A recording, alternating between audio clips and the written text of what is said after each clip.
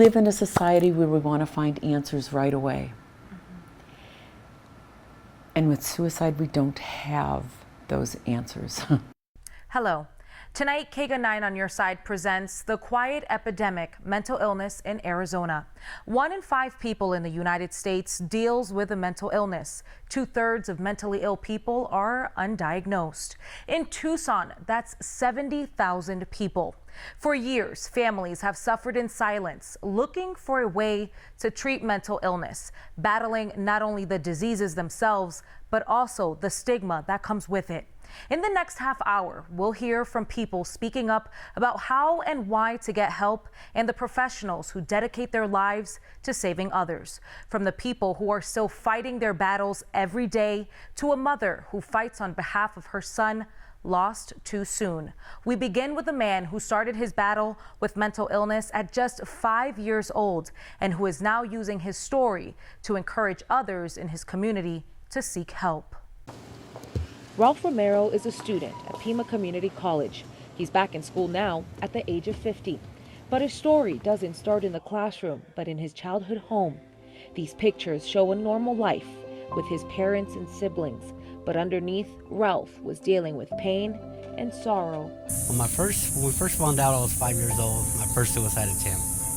I have a total of 14 attempts in my life. 5-year-old kid trying to kill himself, not feeling right with the family, not feeling as important to the family, not feeling like I like the family.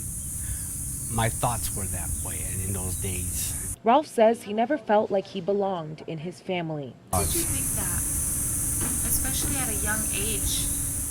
Because I was not as good as my brothers. My thoughts. They're phenomenal because they can read, they knew what they were doing, they knew where they were going, they can joke, they can do a lot of things, and I just didn't feel a part of it.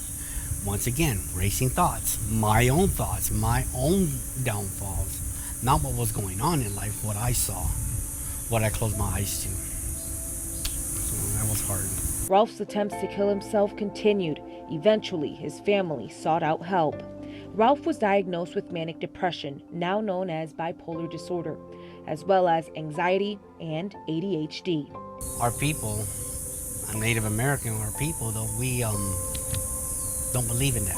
It's gonna pass us, it's gonna help.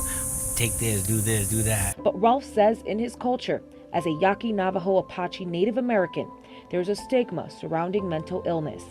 Now, he wants to work with the Native American community to talk to them about asking for help. All of us hurt right now. We're fear of having an issue in our thoughts. We hide it too much. We run from it. We don't face it. Ralph hasn't attempted suicide since 2001. He was in his 30s then. And people look at me, this is one thing, they look at me and they go, you don't look like you're crazy. And I go, I'm not crazy. I have mental issues. I'm not crazy. I know what I'm doing, I know where I'm going. He says the struggle isn't over for him, but now that he's managing his illness, he's making up for lost time with his family who helped save his life. I think about my daughter, and I think about what I lost from my son when I wasn't there with him. And all the things me and my dad can do now, it's everything we were doing before I miss. And now we're back doing it again. I'm part of the family.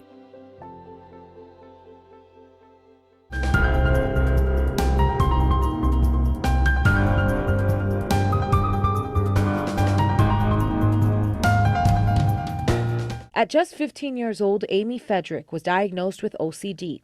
Obsessive compulsive disorder is an anxiety disorder which causes people to have unwanted, intrusive thoughts over and over again. It's a disorder Amy believes her grandmother battled too. For Amy, it meant grouping things and people in her head. My mother, my sister, and my grandmother are all manic depressive. And it's weird that I don't have manic depressive since I had an identical twin. You would think we would have the same thing, but I don't. I have OCD and major depression. Amy was also diagnosed with major depression at 15. Her worst symptoms came when her twin sister died at the age of 27, 21 years ago.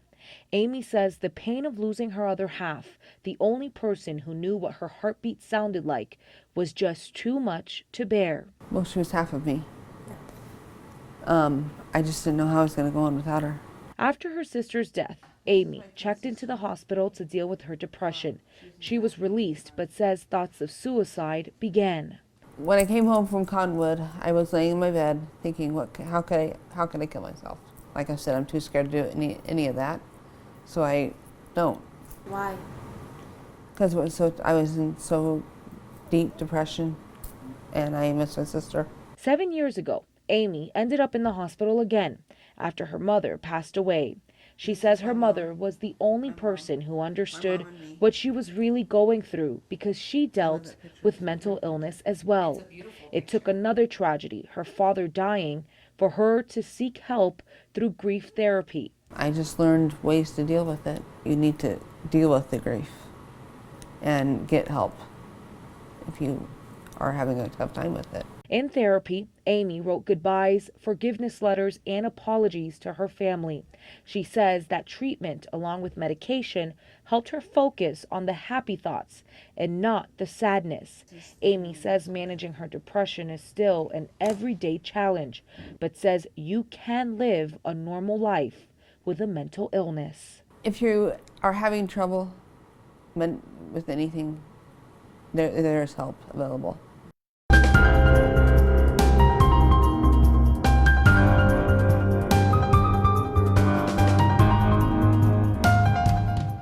Those who serve our country are 3 times as likely as civilians to deal with post-traumatic stress disorder, known as PTSD.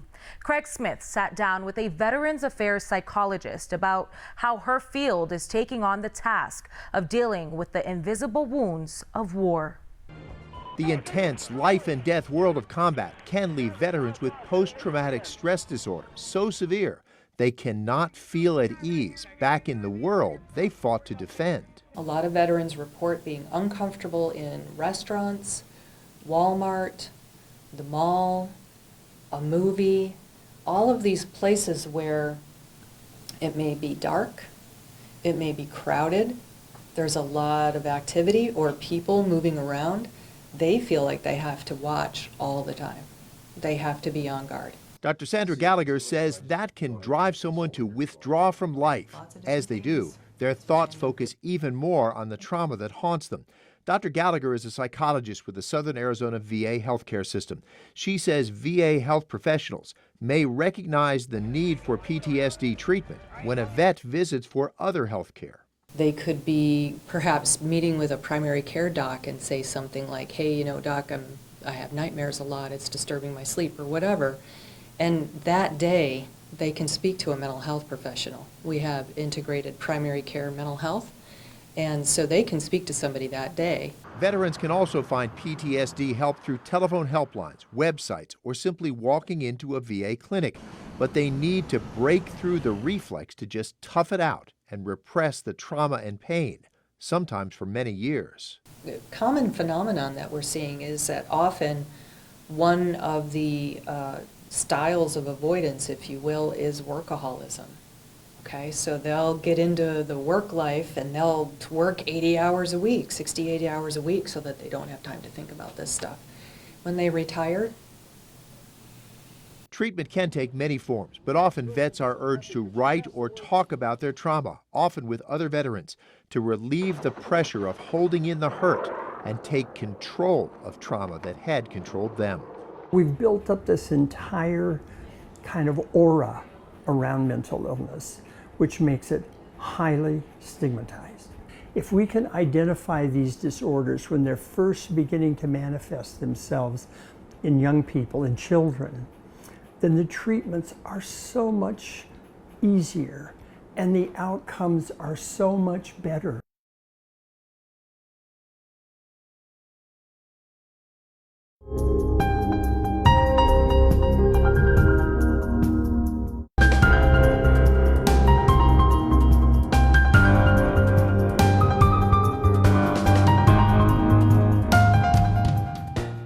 I miss him. There's no words that can explain how much I miss him. His name was Daniel. He was a good kid with dreams and aspirations of going to Harvard.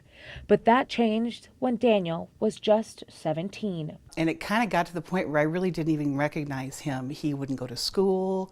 He was staying up all night. He was saying really bizarre things. Daniel's mother, Susan Moreno, says she knew something was wrong, but at this point, he was undiagnosed. He did have jobs, but he couldn't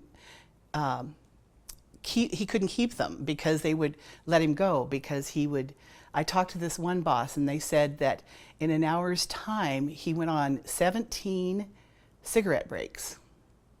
So he was starting to just not stay with reality, basically. After more than a year of struggling with changed behavior, Daniel was arrested for domestic violence. As horrible as that was kind of the beginning of finding out that he had schizophrenia. Daniel got his diagnosis through the court system. His mother and probation officer worked together to get him the help he needed, and they found a word for what he was experiencing: schizophrenia. There was a lot of voices and a lot of grandiose thinking. Thank God he was never violent. He told me that he was in communication with certain people on TV. He and Jon Stewart, who was on Comedy Central at the time, was like his best friend. He would say that he could hear people turn their radio on across town. 5 years after being diagnosed, Daniel was accepted into a 6-month program at the National Institute of Mental Health to be part of a study on schizophrenia. I talked to him that morning. He sounded really good. They had him on a new medication, and he seemed to be doing really well. And the doctors met with him that day, and they thought he seemed fine too. Daniel walked outside to smoke a cigarette and never came back. Nobody saw it coming, even some of the best doctors in the world. But my son had schizophrenia, and so we don't know what was going on in his mind. If you happen to know someone that's feeling like that, I think it's really important that you talk to them and don't be afraid to ask them if they're thinking about suicide, because asking them doesn't give them the idea. It actually gives them the permission to talk about it, and that's what they need. They need someone to talk to. They need someone that cares about them and supports them.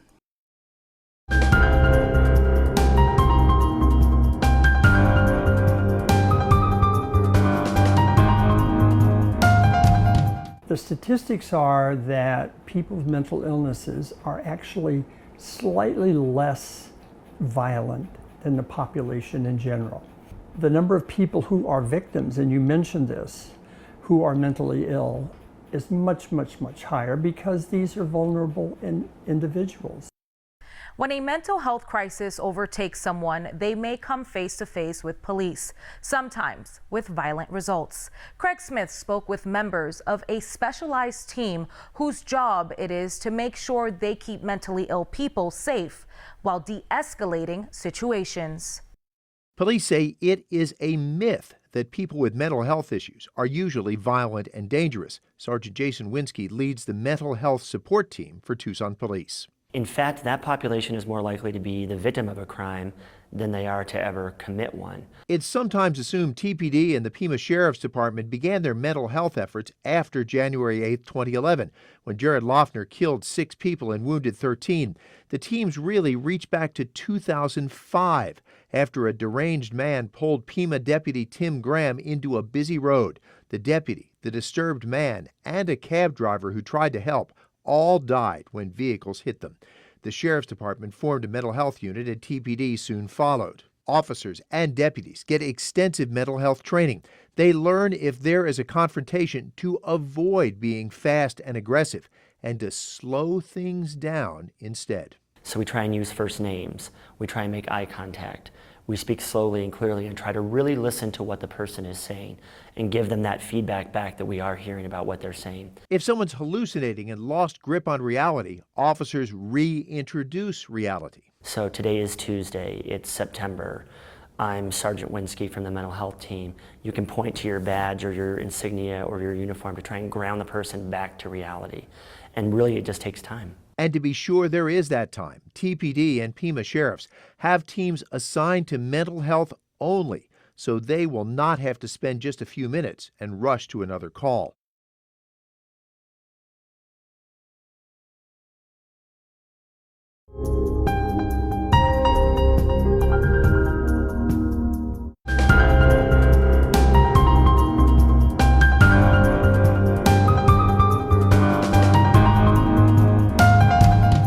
This is why fighting stigma is so important. This is why early intervention is so important, because the average lag time between observable symptoms and treatment and diagnosis is 10 years. When mental illness goes untreated, it can affect every part of a person's life. Ivan Rodriguez shares the story of a woman who lost everything because of mental illness and substance abuse, and how she's working with a local organization to gain it back. Close to 1,500 people in Pima County are homeless. Nearly half suffer from a substance use disorder or a mental illness. That's according to the Tucson-Pima collaboration to end homelessness. I don't know how I got this far, but I am a very strong-willed person, and I've made it through a lot of trauma. Shauna Strickler has been homeless for the last few years. She says she used to be addicted to cocaine and suffers from PTSD and bipolar disorder. And at times it's very hard with the bipolar. I have anxiety real bad. I get upset, and when I get upset, I wanna scream and hit, and I know I can't here. Now, Strickler receives help from the Salvation Army, where once a week, El Rio Health provides medical services to those in need. You know, it's difficult for people with mental health issues to really have to advocate for themselves. And, you know, to navigate mental health services, the behavioral health clinics, it can be a real labyrinth. And so that's why it's nice that El Rio has behavioral health, because it's more seamless. I don't like being homeless. I'm ready to be on my own, but I know it takes some time. For now, Strickler will spend that time working on her mental health and fulfilling her dream of one day working in the medical field. I just wish people would acknowledge that us mentally ill people, we're just like everybody else. We didn't ask to be mentally ill.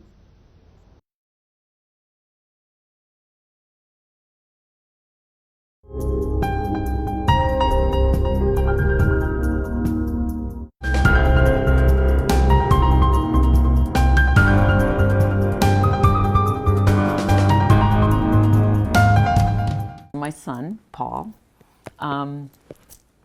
he was an awesome kid. He was a great kid.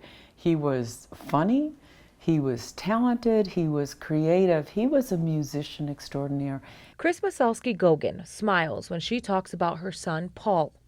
But behind that smile, a tragic story. I think with all of us, you know, we've got our side where we're awesome and we're creative, and then we've got our maybe our demon side, or that darker side. And for some people it's darker than most. And I think with Paul was, he was not a talker. He was a very introverted person. And so it was complicated.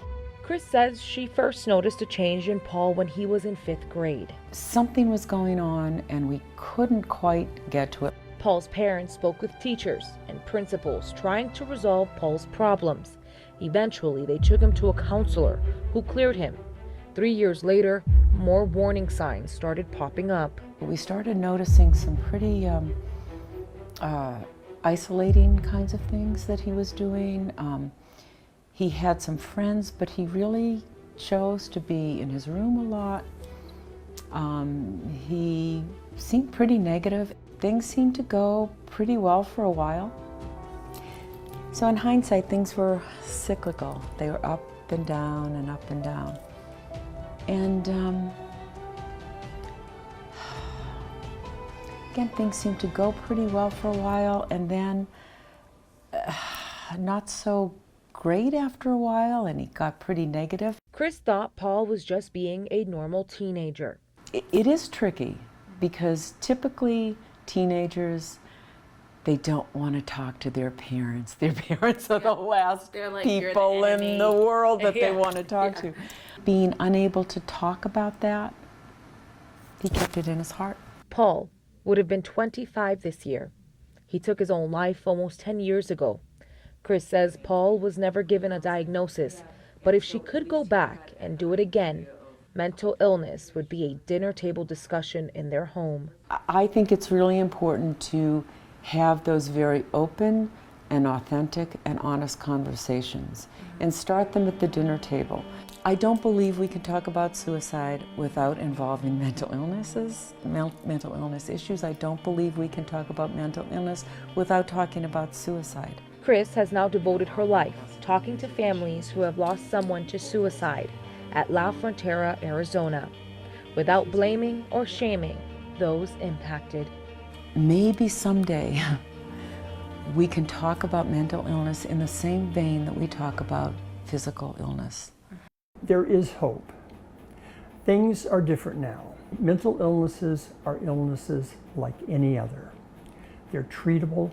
People can live productive, useful lives with a mental illness if they have the proper support and treatment. Our understanding and treatment of mental health has come a long way in the past few decades. From therapy to medications, it's possible to live a normal and happy life after being diagnosed with a mental illness. But a roadblock for many is the stigma that comes with the diseases. The goal tonight and moving forward is to end that stigma, to believe people when they say they need help, and to empower those around us to reach out when they're struggling. If you feel like something isn't right, if you're struggling with thoughts of suicide, help is out there. We've provided contact information to people in our community who want to help you fight. Thank you so much for watching as we continue to fight together to end the stigma on mental illness. I'm Jennifer Martinez.